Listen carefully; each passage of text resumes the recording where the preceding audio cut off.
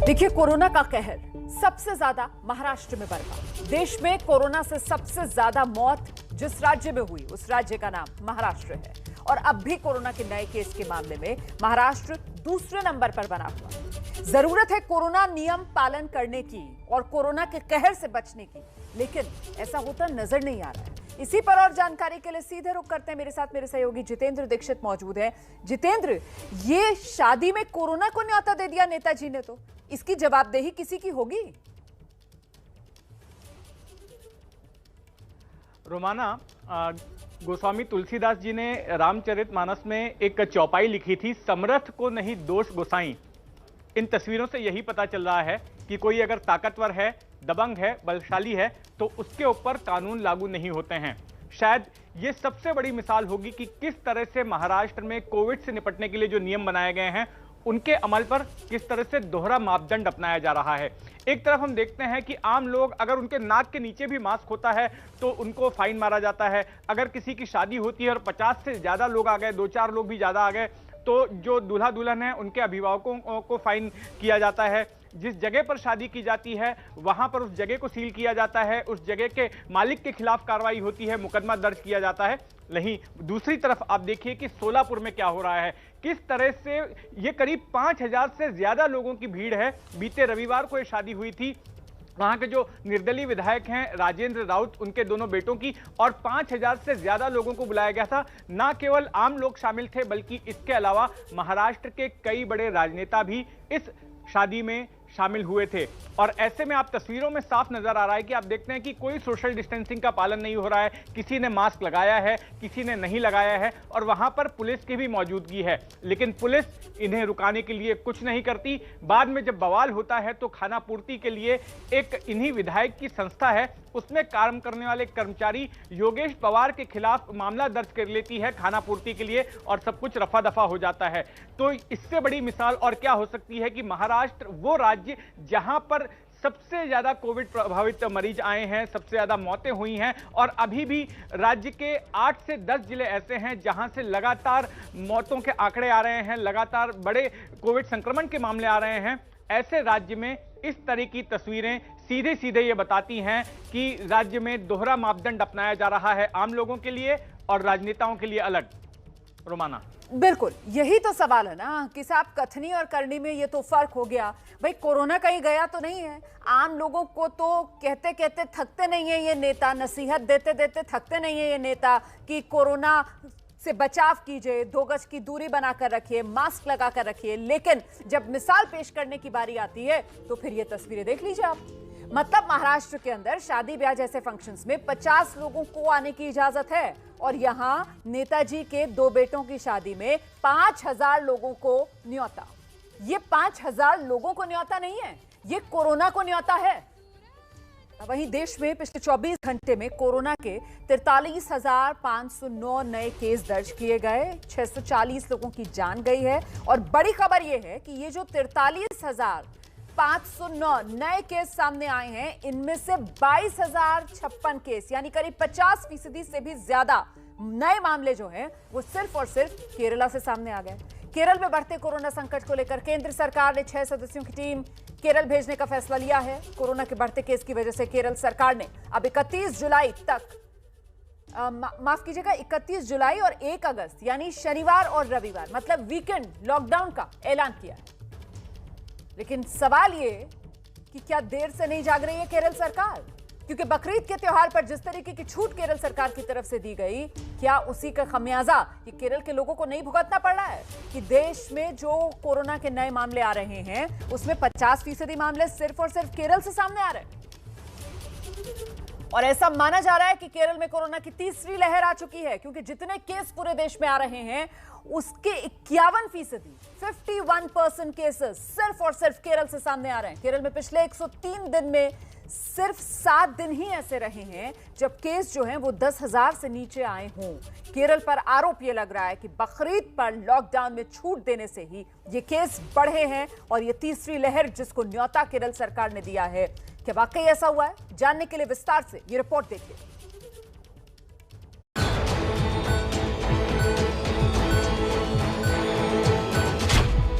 क्या केरल से ही आएगी देश में तीसरी लहर?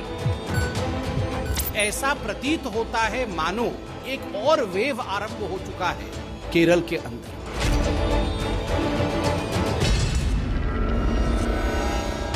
क्या केरल में बकरीद की वजह से बढ़े केस? तुष्टीकरण की राजनीति जीती और सुप्रीम कोर्ट के इस हिदायत को केरल की सरकार ने पालन नहीं किया। 22,000 केस आज केरल के अंदर आए हैं। ऐसे वक्त में जब पूरे देश में कोरोना के केस कम हो रहे हैं, केरल में अचानक से केस बहुत ज्यादा बढ़ने लगे हैं। पिछले 24 घंटे में देश में कुल 43,654 नए केस आए। इनमें से करीब 50% केस यानी 22,129 केस अकेले केरल से आए। 24 घंटे में देश में 640 लोगों की मौत हुई और अकेले केरल में 156 लोगों की जान हुई।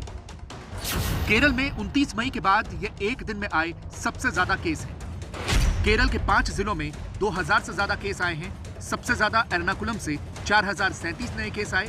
केरल में 12.2% का पॉजिटिविटी रेट है, जबकि देश का पॉजिटिविटी रेट 2.3% है। केरल में 1,45,876 एक्टिव केस हैं, जबकि देश में 3,99,436 एक्टिव केस हैं, यानी देश के करीब 36.5% एक्टिव केस अकेले केरल में। केरल के ये आंकड़े डराने वाले हैं, क्योंकि पूरे देश में केस कम हो रहे हैं और ऐसे में केरल में कोरोना केस का बढ़ना चिंता का विषय है। लेकिन सवाल इस बात का है कि आखिर अचानक ऐसा क्या हुआ कि केरल में कोरोना के केसेस इस रफ्तार से बढ़ने लगे। बीजेपी का दावा है कि केरल में तुष्टीकरण की वजह से ये केस बढ़ रहे हैं, क्योंकि केरल सरकार ने बकरीद में लॉकडाउन में छूट दी थी। बीच में कांवड़ यात्रा के समय एक बहुत बड़ी चर्चा देश के मीडिया में और देश के राजनीतिक हलकों में हुई थी, और ये चर्चा थी कि कांवड़ यात्रा को बंद करना चाहिए। देखिए, बहुत ही दायित्ववान रहते हुए, बहुत ही जिम्मेदारी के साथ, चाहे उत्तराखंड की सरकार हो, चाहे उत्तर प्रदेश की सरकार हो, किस प्रकार से लोगों के जान को बचाना है, विषय को लेकर इन दोनों सरकार आगे बढ़ी।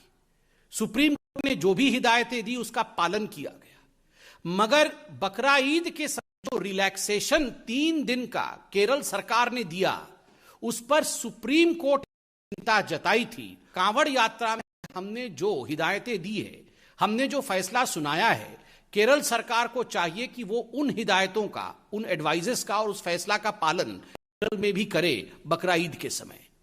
मगर दुख के साथ मुझे कहना पड़ रहा है, तुष्टीकरण की राजनीति जीती और सुप्रीम कोर्ट के इस हिदायत को केरल की सरकार ने पालन नहीं किया।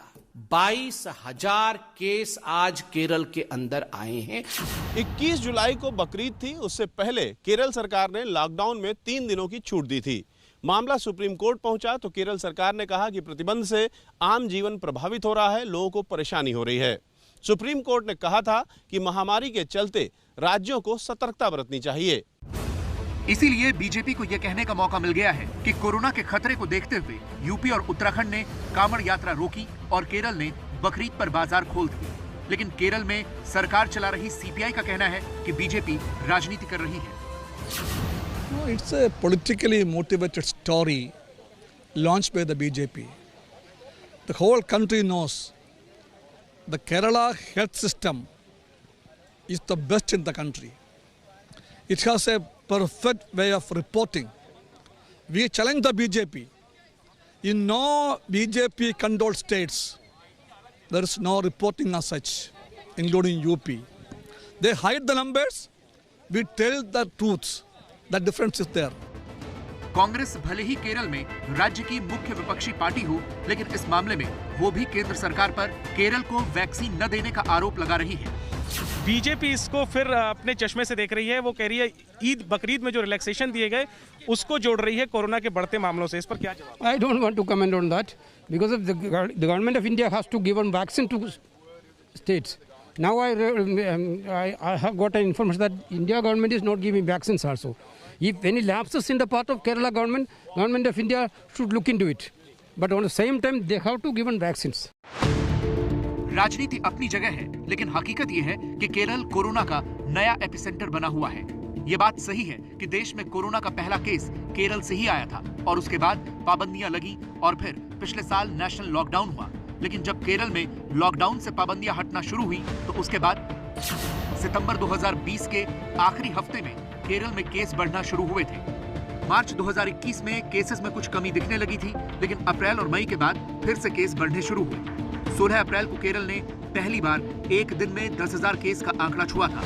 उसके बाद सिर्फ 7 बार ऐसा हुआ है जब केरल में एक दिन में 10,000 से कम केस आए।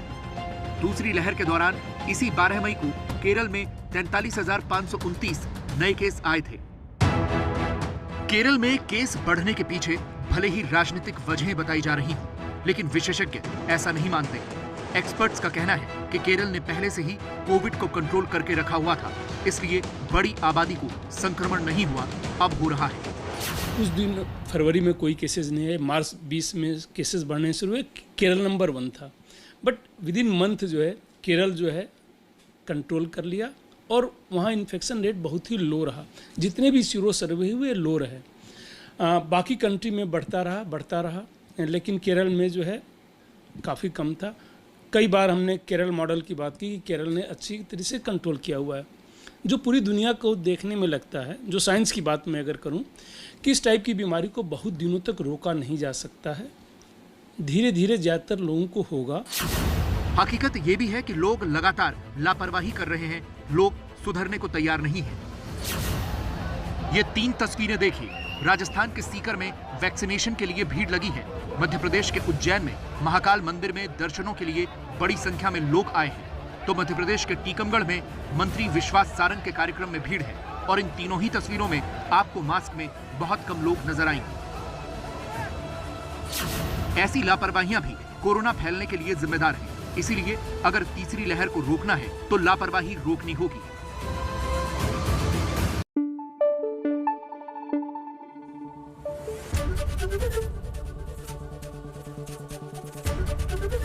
एबीपी न्यूज आपको रखे आगे।